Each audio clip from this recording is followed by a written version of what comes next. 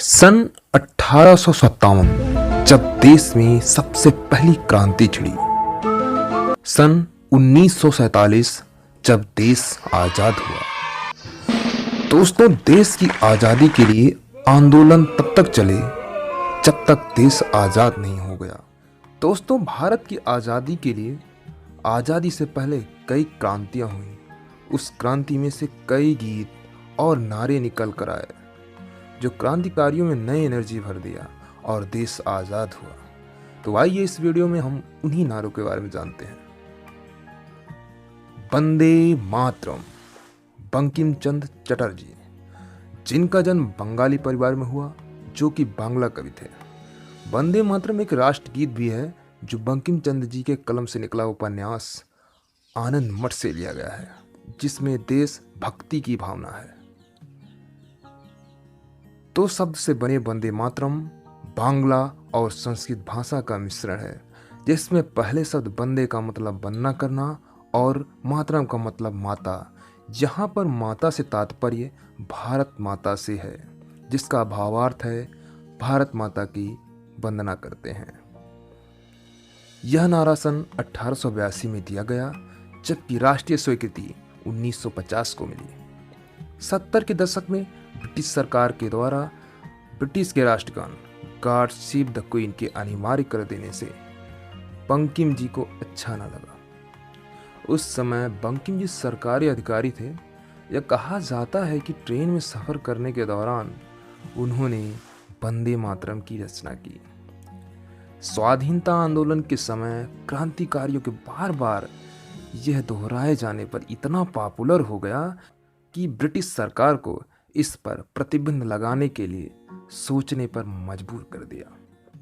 इस नारे का मेन उद्देश्य भारत को स्वतंत्रता दिलाना था। मारो फिरंगी को, मंगल पांडे।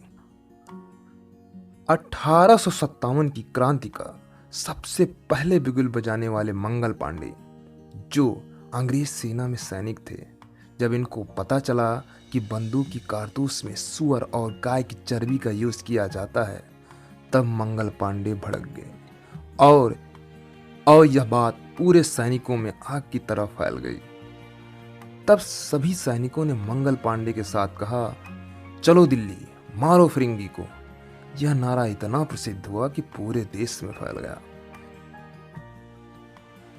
यहां पर फिरंगी भारतीय अंग्रेज को कहते थे।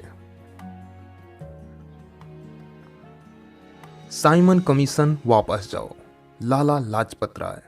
एक्चुअली सन 1927 में अंग्रेज भारत में वैधानिक सुधार करने वाले थे, जिसके तहत वायसराय लॉर्ड इरविन ने एक कमीशन बनाया, जिसके अध्यक्ष सर जॉन साइमन को बनाया गया।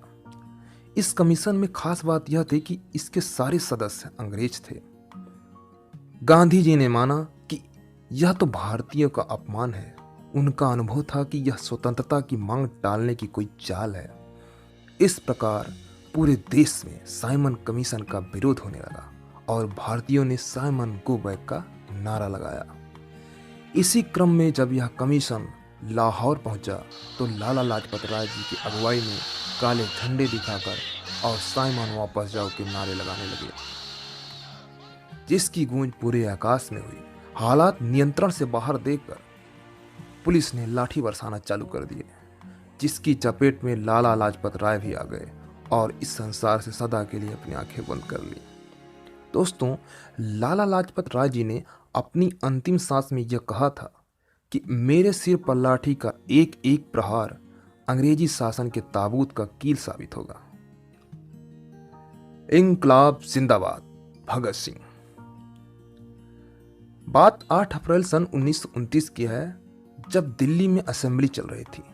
तब भगत सिंह और उनके साथियों ने बम फोड़ते हुए यह नारा दिया था। इंकलाब जिंदाबाद का अर्थ है क्रांति की जय हो।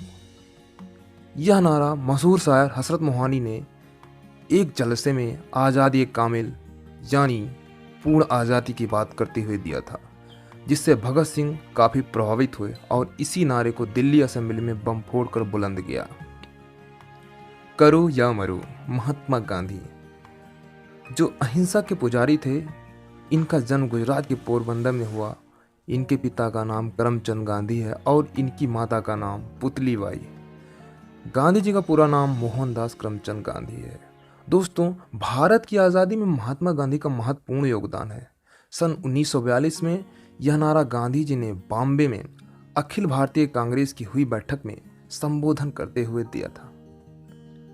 दोस्तों, गांधी जी ने एक और नारा दिया था, अंग्रेजों भारत छोड़ो, जिसका मुख्य उद्देश्य ब्रिटिश सरकार को देश से बाहर करना था।